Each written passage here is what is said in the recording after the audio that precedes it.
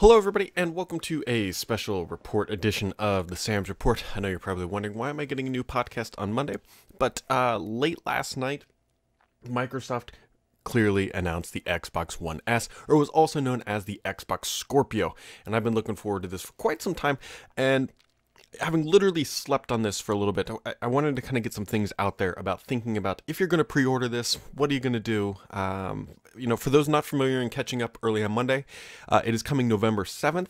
It will cost you $499. That's US, so go look for your local currency. I know in Australia, because I know there's quite a few listeners out there, I believe it's $649 dues. So in Great British Pounds, I believe it's $449, and so this is not a cheap machine by any standards. But at the same time, it's this is the leading console in the industry at this point when it goes on sale later this year, and so we already know all the specs. I'm not gonna drill through all that. We know it's 4K. We know everything else that's coming. We know we know the whole story now. And Microsoft put on their E3 yesterday out in Los Angeles, and they showed off a lot of good games. They showed off a lot of indie games, and they're getting some crap for the indie games, and I don't necessarily agree with that. They showed off Crackdown. I've been a big fan of Crackdown. I didn't like Crackdown 2. The original Crackdown was great. Crackdown 3 with Terry Crews is going to be the leading star of this. It kind of looks funny. We'll see. I'm going to be curious to see how this plays out. Another big game that I'm looking forward to that Microsoft announced as an exclusive is PlayerUnknown Battleground. This has been huge in the PC industry, and it is coming to the Xbox as an Xbox exclusive. All good stuff. I mean, that game is, I think, going to be very good for Microsoft. And again, like I said, lots of good indie games. Now, people were giving Microsoft a ton of crap about indie games, and let me kind of phrase this for you a second. And let me tell you what they didn't announce. They didn't announce anything Halo related. And so I guess they still technically have time to announce that stuff, but this is the show to do it. So I'm guessing that there's no Halo hero game coming with the Scorpio. But what they are doing is loading up on indie games. And you got to think of indie games as the minor league of gaming, right? And so Microsoft is investing in these indie games, hoping that they are the next big franchise. If these indie games come out and they're huge success, and Microsoft basically has made a bet and said, okay, we've kind of locked this IP down, and so then we can turn that into the next hero franchise, because that's what every console manufacturer, Microsoft, Sony, and Nintendo, they're all looking for those next big Halo games and the Mario games, the Metal Gear Solid games. They're looking for those, and how do they do that? They do that by funding indie games, see which ones materialize, see which ones do well, and then if they do, they buy in for the sequel, they buy in for the long haul. And so a bunch of indie games definitely worth checking out. And also, they showed off Forza 7 in 4K 60 frames per second. It looks gorgeous. They do this every time with Forza. Forza is their hero game. Racing games are typically a little bit easier to get the higher frame rates because, let's be honest, there's less going on. They're a little bit, they're eye candy, racing games are. And I have no problem with that. That's just been Microsoft's staple. But I wouldn't expect everything going on. As for the look of the device, if you're listening to this on the audio and you haven't seen it yet, just think Xbox One S, but in black. It is very, very similar to that. Microsoft is also saying this is the smallest Xbox console ever. And so I'm guessing technically it's a little bit smaller than the Xbox One S. And also, it looks like the power supply is built in. I think that was already known. But one of the things they're doing, there's liquid cooling in here. And so Microsoft actually said, hey, this chip runs pretty hot, and they're using server techniques for doing the cooling, which really just means liquid cooling. That it has an evaporation chamber, I believe is what they exactly said. And so this device is coming November 7th for $499 plus tax for your local demographic and all that good stuff. And so that is the basics, and I don't want this to come off as negative. I'm very excited about where this is headed and what it's doing, but there's some things you need to consider before you go and pre-order this. So first off, not all games are going to be 4K 60 frames per second. There's checkerboarding techniques, there's different ways they can get to 4K. Some games just won't be able to support it because either the dev shop doesn't have the capacity to, tweak and tweak and tweak and tweak to get it to that. There may not always be enough compute power. I know people can be like, oh my god, but it has 6 teraflops of compute or whatever. But it's very hard to do 4K gaming. Like, just leave and look at the PC. If on the PC you want true 4K gaming, you're looking at spending $500 to $800 just on the video card. Just on the video card. That's more than the console. And so the fact that Microsoft is doing this at a $499 price point kind of goes to show that this is a value proposition to get into 4K gaming, which is amazing. But not every game is going to be perfect 4K 60 frames per second, and just know that if going in, it might be 4K 30 frames per second. So just keep that in mind. And but it is better than the PS4 by country mile. There's nobody questioning that. And so the next thing that kind of comes in, and this is where I'm struggling with the most as an Xbox gamer. I've owned every single Xbox that has come out. I've just bought them all. And so I have a 4K TV. It's right behind me back there. And granted, I will see some benefit of buying this because I'll get better frame rates. And for games that support 4K, back there, they will look better. I'm not questioning that, but it's going to be the exact same experience as the Xbox One S minus some of that visual fidelity. And my big thing that I was looking for is I know I'm going to be playing Destiny a lot, and I'll probably honestly be playing this Player Underground a lot. And I don't think either one of those are going to be supporting 4K, at least not from what we've been told so far. So for the two games I know I'm personally going to be playing, I don't know if I'm going to get much advantage spending $500 on a new console. So what I'm telling you is that if you're thinking of buying this and you already know the games you're going to play, check to make sure you're actually truly going to get a big benefit out of it. Because remember, $500 buys a lot of games. At $60 a pop, you're looking at like 9 games, 8 games roughly. Yeah, probably 8 games if I could do math in my head.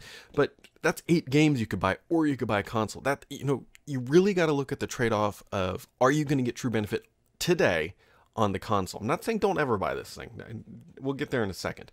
So for me, it's not a huge benefit because, like I just said, so definitely check out what you're going to buy and what you're going to play, because that will be a deciding factor, because the OS is going to be the same. Everything is backwards and forwards compatible. So if you're looking at a game, you're like, well, these 3 games won't, but this one game will. Everything is backwards and forwards compatible. Microsoft is doing an excellent job on this. Speaking of backwards compatible, they are bringing back OG, original Xbox games to the console, like games they showed off Crimson Skies, which I'm a big fan of. And I'm actually hoping, God, if they bring Halo 2 back, it'll be the end of my productivity. But again, and those games, by the way, should, based on what they said, will play on the Xbox One S. So again, not a big benefit for owning the X.